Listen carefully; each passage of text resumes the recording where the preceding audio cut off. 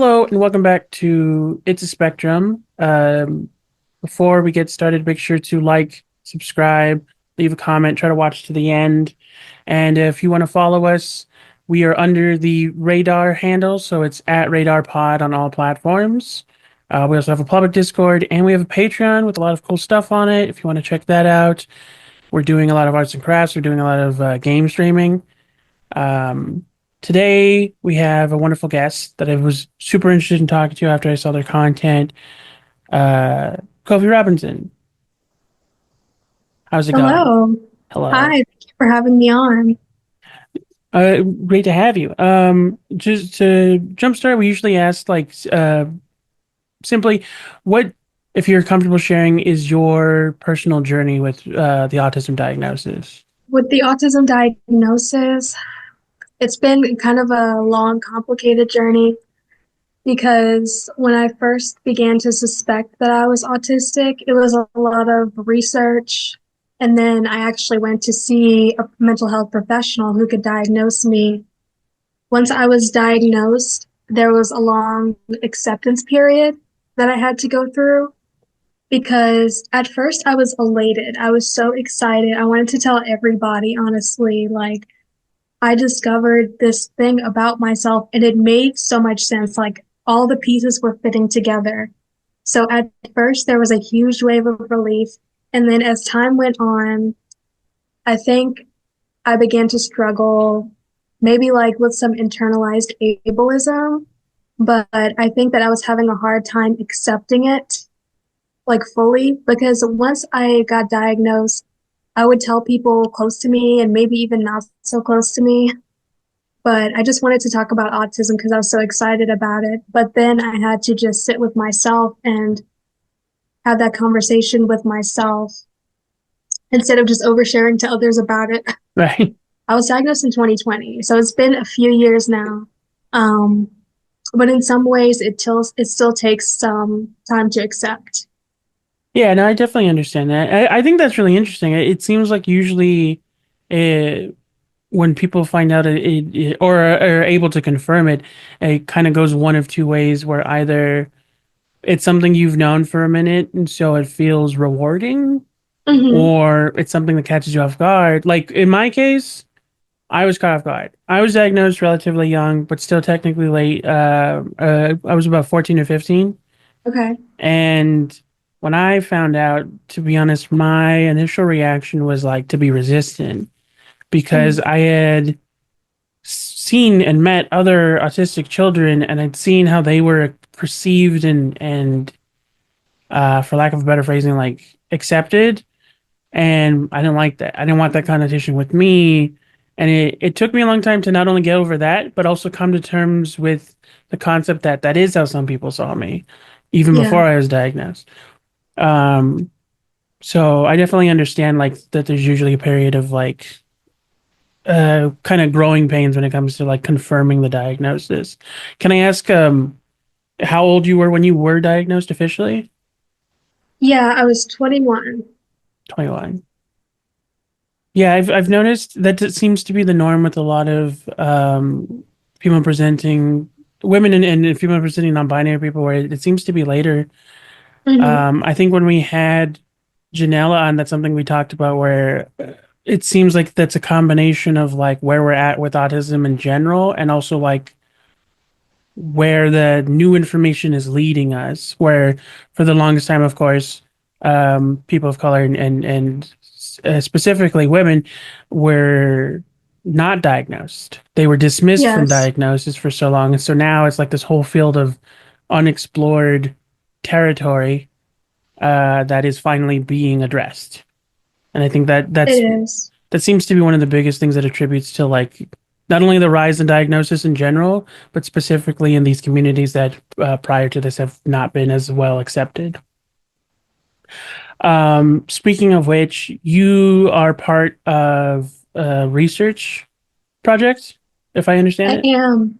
Yes, I am with Johns Hopkins. I started doing some research on autistic individuals, specifically the Black community. So they messaged me, and I was at first I was kind of like Johns Hopkins, like No, like this is fake. And but no, they are actually from Johns Hopkins, and the woman who contacted me, she was doing a research study on the Black autistic population, and she's a Black woman as well, and the way that we're marginalized, and as well as any specific effects we may deal with, like depression and anxiety, and how that can kind of be related to substance abuse as well, and how that can interact with the likelihood that you could be incarcerated. So they did Right. ask a couple of questions about like have you ever struggled with substance abuse? Or they ask a lot about masking. They're very interested in masking. I've been in a couple of research studies now, one with the University of South Florida as well, and then another university in London. It was all virtual, but they ask a lot of questions about masking and the way that we have to mask to navigate society so that we're not discriminated against. Because I think masking was actually only recently added to the DSM for Right. autism. This is something I think that people are going to be very interested in learning about and researching.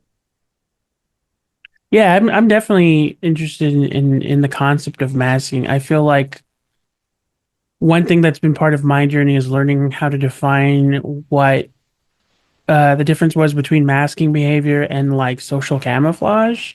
Because I also have a coexisting diagnosis of ADHD, and I know that a lot of people um, get those overlapping symptoms confused with each other. You know, with ADHD, I know that one of the symptoms, I believe, used to be defined as social camouflage, but now I think they do change it to, they phrase it as masking now.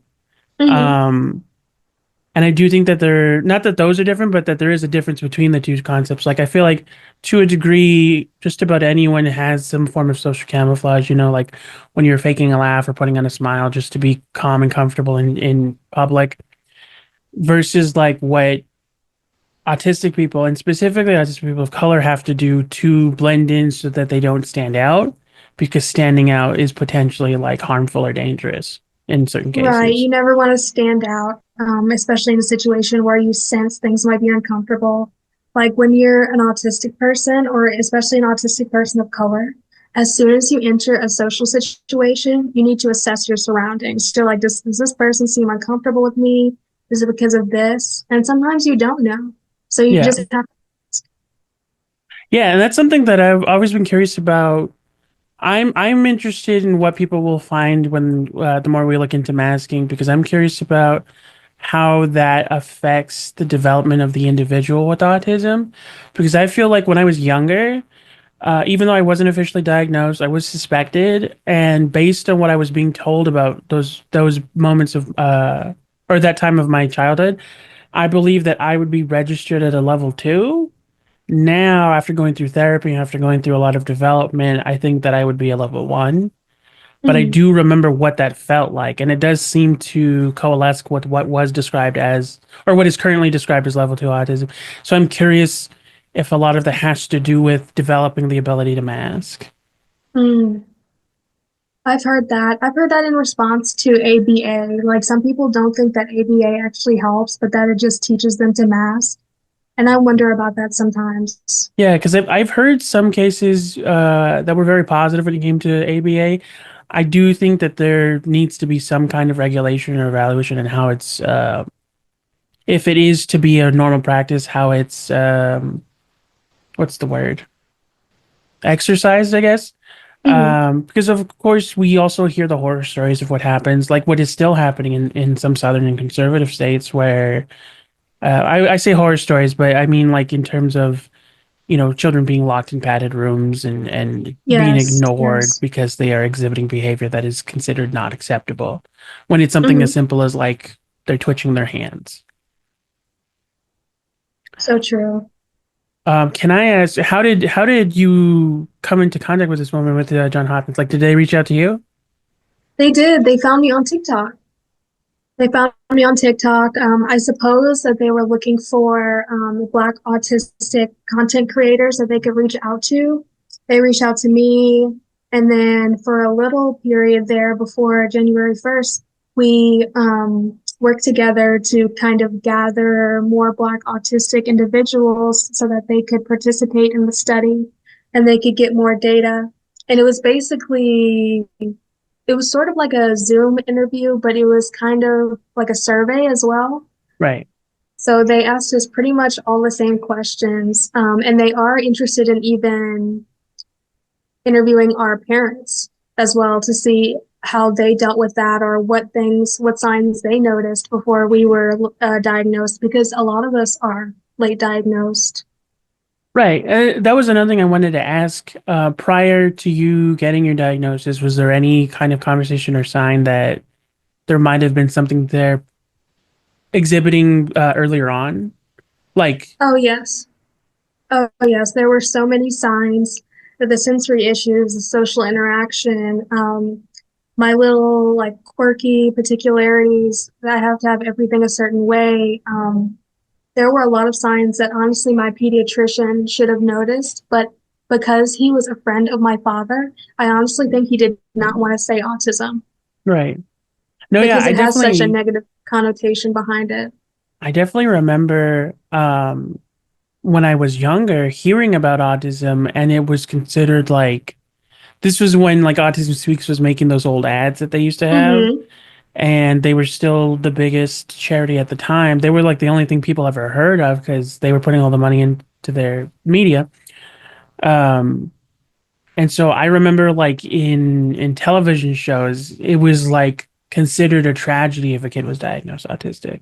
And that's Oh, not to yeah. dismiss the reality of finding out your child is disabled is a process. I can only speak as someone who's not a parent, but I do recognize like that is still a thing to come to terms with. But the way these shows were depicting them were like that person's life is over now. Like I Yes, very remember much. a Scrubs episode that was like the whole point of that episode was that one of the characters was running into an old friend and their kid was autistic, and it was considered like it was something they fought over because the dad didn't want to face it. And Mm-hmm. nowadays you see it and it's a little bit, it's there's still remnants of that conversation, but it is a little bit more accepted and a little bit more recognized. And I think It's that's so true. interesting. If you meet, I forgot who it is who said that. If you meet an autistic person, you've met one autistic person. Like you can't assume that we're all the same. And like you said, it is, I mean, it's a disability. Like we have things we struggle with, but it's not a tragedy. Right. It's not, it shouldn't be treated as a tragedy or something awful that happened to you. Like because we were born that way. Like no one was made autistic or anything like that. We were born that way. And I struggled with a lot of things that should have been identified as autism as a kid. Like, I remember one time my mom brought me to the doctor and she's like, she's just really quiet. I don't know what's wrong with her. And the doctor checked me out and he said she should be screaming. Like, she has two ear infections and she has a respiratory virus. She should be really, really in a lot of distress. But because of and I've always had this, an unusually high tolerance for pain that is often associated with autism, he had no idea. And I also struggled with things like eating the same thing all the time. Right. Like I used to eat, this is so gross. I used to eat ketchup sandwiches when I was a little kid. My little brother So I did would just that. eat that all the time. And the doctor was like, she's just a little weird. Like she's just a very smart child. They're like, oh, as long as she's smart and quiet, it's Yeah, I feel okay. like that is a thing that still is like it pushed through to today. Like that's a dynamic that people still fight to separate, especially when it comes to like a lot of older like diagnosed people in the community, Mhm. especially of course like um I think that generation in general that came before us, but also specifically like white people that are getting late diagnosed as adults, that's still a form of separation that they feel that they need to find in order to be comfortable with themselves. Like I still see a lot of people still trying to use terms like Asperger's and high functioning, and I feel like on one hand it is necessary to establish and be firm about the boundary, like those things are dismissed and not acknowledged anymore for a reason, and it's Mhm. not just it's not just coming from the community itself to change those things. It's like literally the research adjusted its terminology. Um, on the other hand, I do feel like it is going to be a part of their process. Like for the longest time, especially something I've come to understand, especially people who were suspecting that they had something. I feel like for the longest time, they, you know, grew up in the 2000s, 2010s, and they knew what Asperger's was, and they knew Yeah. that they were showing signs of Asperger's, but they weren't getting diagnosed. And so they became so confident in that current understanding that they'd been fighting so hard to get acknowledged that by the time it is acknowledged, now suddenly all the rules have changed. Now suddenly they can't call it Asperger's anymore. They are autistic, like the children that they saw that were autistic. Like even going back to my diagnosis, that's how I felt, where I wasn't diagnosed with Asperger's. I was diagnosed with autism spectrum disorder. This was before the terminology changed, and even I was still hesitant because of that connotation, because of that association that was developed in my mind. And it was from something as simple as just seeing other children that were confirmed and seeing how they were being treated. And so I feel like, as frustrating as that is for the people that have moved on and accepted the new terms, I can understand why it's such a difficult thing for people to transition out of that are older than us. Yes, so I felt like, well, when I have older parents, my parents were like in their 40s when they had me. So I have older parents. I think that when I was first diagnosed, they didn't even really know what that was. Yeah. Like autism spectrum disorder, I had to learn more about it myself to learn how to take care of myself, first of all, because by the time I was diagnosed, I was an autistic burnout. Yeah. And then I had to try to relay that information to my parents and my loved ones and my friends. And that's when things started changing. Like when you tell people that you have autism, um, sometimes people are not okay with it. And unfortunately, even though you're still the same person, sometimes especially if you decide to unmask, your friends will start changing, your social circles will start changing Yeah. because they may not be okay with it.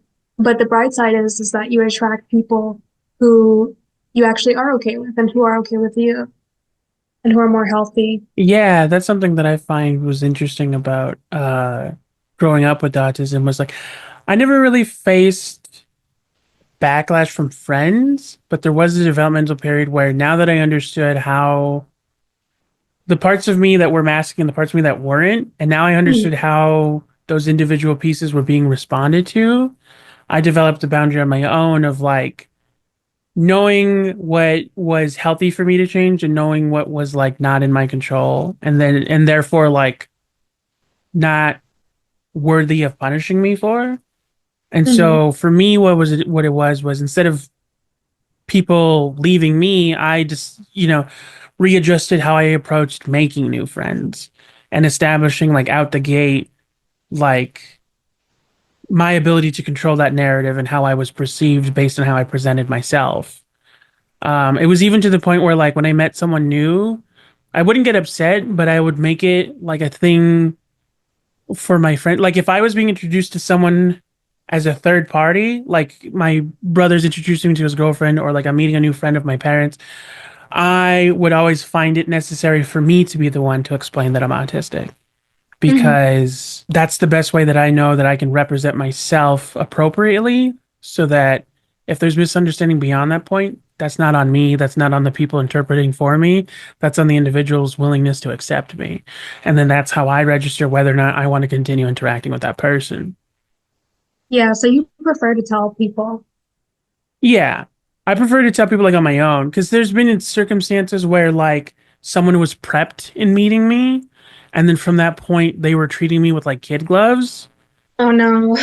And That's then like I had to be like, you know, I've never been in a situation where I had to confront somebody, but I had to like it always feels weird to me because then it feels like it's become a goal to like prove to that person that I'm competent. So then I do something like invite them to a cookout where I'm cooking myself so that they can see me functioning as like an adult with autism and still working, doing the things that they can do. right, right. They make a lot of assumptions. I think that honestly, And not to dismiss anyone who has caused or has been like deemed disruptive in the past because of their autism, but I think that I was diagnosed so late because I took all of my issues, like my sensory issues. I had so many issues with clothes and temperature and bath water and um, like the temperature of my food and just all of these issues. And I would just like stuff it inside. Yeah. So I didn't really, and I think that's where the masking came from as well. So like if you're not deemed a problem, if you don't make your issues anybody else's problem, then they probably you might get late diagnosed. Yeah. I think it's also a thing in some like I've met people who like the adverse to that was instead of just being uncomfortable, they decided to make it a boundary and they would get angry and Mm, like make it part of their personality that they are not autistic, they're just very picky. And so it's yeah, a thing with them. And I think that, I can't say for certain. In no way am I an expert in that case. That wasn't my experience. I'm only seeing the second hand, but I do feel like that can be connected to like a common trauma response for people with autism is like that rather than hide, they deflect. Rather, I always use this metaphor when it comes to the concept of masking of like there's two ways to mask. There's like a cowl and then there's armor. Like people with a cowl are trying to hide aspects of themselves that seem autistic or stand out versus people who create armor where instead of hiding, they're shielding, they're deflecting, they're going on the offensive about it. And I feel like that's two sides of the same concept. yeah, I agree. I definitely feel like, well, there are times where I feel like I have to hide it, and other times nowadays it's more like in private where I feel most comfortable with myself. Right. Yeah. I was curious. So you mentioned that they reached out to you because of your content creation, which I enjoy your content. I definitely think that some of the best autistic content is often like someone sharing from their own experience rather than trying to establish, we've seen it a thousand times from like other creators, especially white creators, where they're like, if you're autistic, you do this. And I think that content like yours is not only more genuine, but in a way more helpful because it's genuine. Because from what I see, your perspective isn't if you're autistic, you do this. It's more I'm autistic and this is what's happening. Like Yeah, you're speaking from your own perspective rather than establishing somebody else's. yeah, thanks. I try to do it from our perspective because I feel like there are a lot of autism pages that are mostly for neurotypicals. And so when I make content, I always want to do it from the perspective of an autistic person. Like, I want my page to be somewhere that autistic people can gather and kind of discuss different things that we experience. Like, it's for autistic people. And I've seen so many content creators. I've been on TikTok since 2020 or 2021. I don't remember which one, but I've seen autism content creators rise and fall. I've seen them be on top and then just decide to leave because either they were getting bullied or they couldn't deal with the hate comments or they just felt like it wasn't worth it anymore and they got the most out of it that they ever could. But there's a lot of, I mean, there's drama that goes on for sure between like different aspects of the community and whether people are being accurately represented.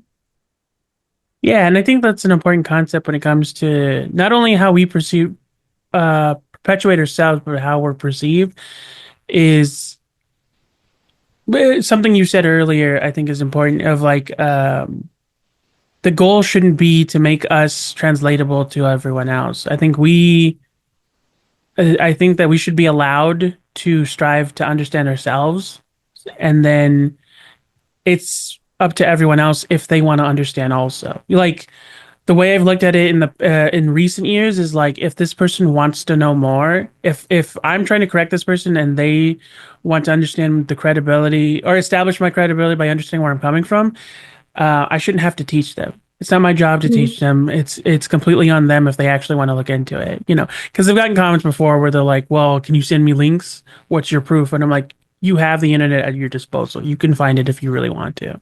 I Yeah, it's so didn't. easy. Yeah, it's like I'm not making this up on the spot. I looked into it because I have autism and I found the research because it's available. Hmm. Um, but so I wanted, so they reached out to you for your content, but that's not what you like do for work, right? You're a lawyer, Right. if Well, I understand. I graduated from law school, so I got my doctorate. I got my doctorate when I was 23, and I was diagnosed when I was 21. So I was diagnosed halfway through law school. Wow. And then, so I got my doctorate, and now I'm getting ready to take the bar. So I'm studying for the bar exam. Right. So you're not, so, right, right. So So it's like I you're have the degree, but not practicing just yet. not practicing just yet. Um, and this is just, you know, for more personal context, can I ask like what you're interested in going into as far as like Yeah, I'm law? very interested in disability rights. I think that's a huge issue today. And it's something that's so close to my heart. And I also like things like successions and some family law, um, personal injury, Yeah, things I like think that'll that. be Probably not like criminal law. right, right. Yeah, I think that's interesting. I think a lot of people just expect everyone to go into criminal. And it's like, no, there's other things that require like lawyers. Like Yeah, like a lot there's of a things. whole, yeah. And not all lawyers even go to court. Like you can just do paperwork. Going back to the research, can I ask like what the established like mission statement of the research you're doing is? Like what's the goal of it? Yeah, the goal is to learn more about the Black autistic community in general. I think they also asked me what when I was diagnosed. So, but they asked so many different questions. Like it sounds like she's trying to gather information in general about the Black autistic community to see about different issues we may struggle with due to autism and the way that people treat us and how that might be different from like any other autistic community, how different our experience is from other autistic people, and some of the reasons why, like why we think that that is happening.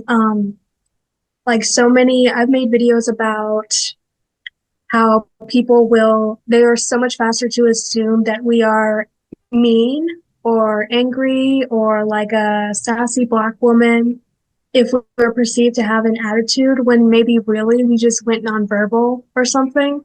And Yeah. it's just, there are different struggles that we go through that are because of the additional aspect of being Black on top of being autistic. So we are not, so little are we granted like grace for being in a bad mood or having a bad day due to our autism. Yeah, I think that that's something that I've noticed like um perpetuated is like when it's a specific when it's like white people or people from coming from a perspective of privilege, it's like they're considered quirky, Mm-hmm. and then when it's people of color, they're considered like aggressive or what's the word? Not benign, like aloof. They're Yeah, considered, you like know. aloof or like we're just disinterested, especially if we don't do the eye contact thing. It's seen as disrespectful, and we are often, especially as children, called disrespectful or picky or like we have an attitude growing up when really we're just having this big internal struggle. And so it's like you're too aggressive. But if you try to claim that anything's wrong with you or that you're struggling with like a mental disorder, then that's no longer valid either. Yeah. Like when we can explain away on one hand, either we're being aggressive and disrespectful or we're looking for excuses to be like treated better. Yes. Yeah. Can I ask, what's how long is this research going? Like, is there an estimated time frame for this? Well, I know that Dr. Amber Davis is who I worked for. She has a PhD and she works with Johns Hopkins University, and this is her area of research. So she studies um, disabilities having to do with people of color. And she's trying to just gather research on our different experiences. The study itself was very broad. She asked so many different questions about like masking and how that affects us or how it's different for us or how we're differently treated from other autistic individuals. But what was your question? Sorry. Just like, what if there was a specific time frame for like the amount of information she's trying to gather? Like I know some Oh, people well, said it. she wanted to wrap the study up by the end of the year.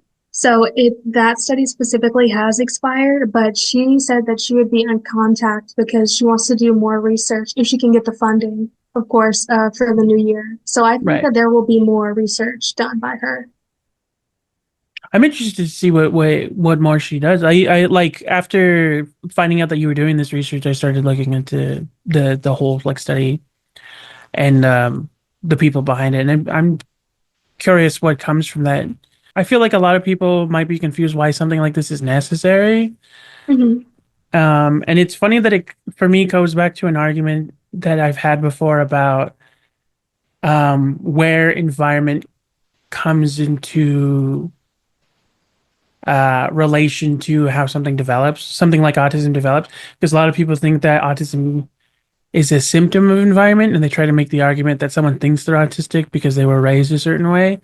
And I Hmm. feel like it's the converse, where people with autism are born with autism. Nothing influences their ability to be autistic. I feel like where the actual influence comes from is how that manifests. And I think that's the distinction that people get confused with. And I think that's why research projects like this are important, is because that's what that is establishing, is like why it's manifesting differently. You know, why there's a lot more um, level one, level two people with autism in marginalized communities than there are in, you know, the white community. And I think a lot of that kind of does come from, you know, I don't want to, I'm not a doctor, I'm not an expert, and I am only speaking from my own perspective. So I don't want to project false ideals. But I do think that that is a factor of like how something like that develops. Because I Yeah, do, totally. because I definitely remember like the times where I was not verbal, and I definitely remember, you know, the times where I didn't have emotional regulation, and I did have like a specific detriment when it came to understanding new information. Mhm. And I, comparing that to how I function now, I do think that something happened that I think hasn't been able to be explained yet, because I'm not like that now, but I definitely was like that when I was younger. Mhm. And so I think that stuff like this is how we figure out what's the causality behind that. I agree with you. I mean, like you said, we're not medical doctors, but I do think that people are born autistic just because I've struggled with so many symptoms since I was very little. And like as for as long as I've been alive, I remember having sensory issues. That's not something that suddenly came to fruition as I got older.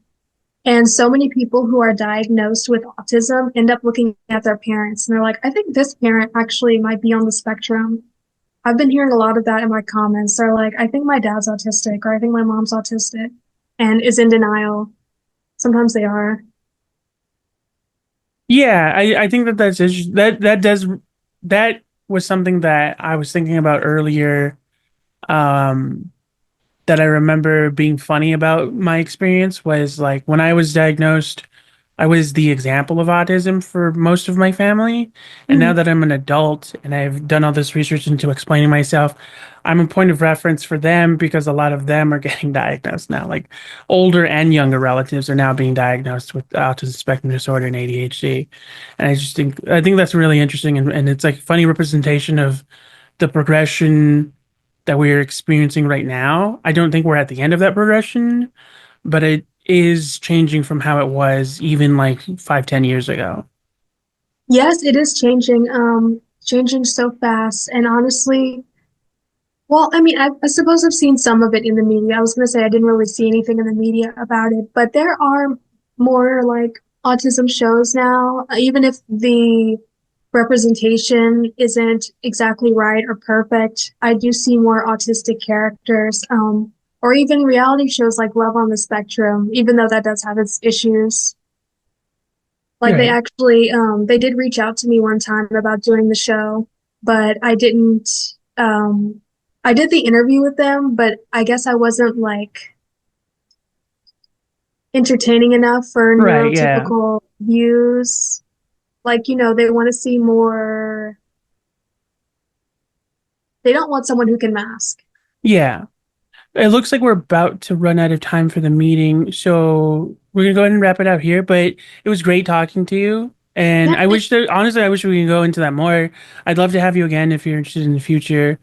For now, thank you for watching to the end. For everyone at home, thank you again for having us. We'd love to have you again in the future. And if there's any current information that people need, we're gonna put it in the bio if you want to send us any links. okay, yeah, Um, I'll give you my so links. thank you. Awesome. Thank you for Bye. having me. I'm terrible at goodbyes. Goodbye. Me too.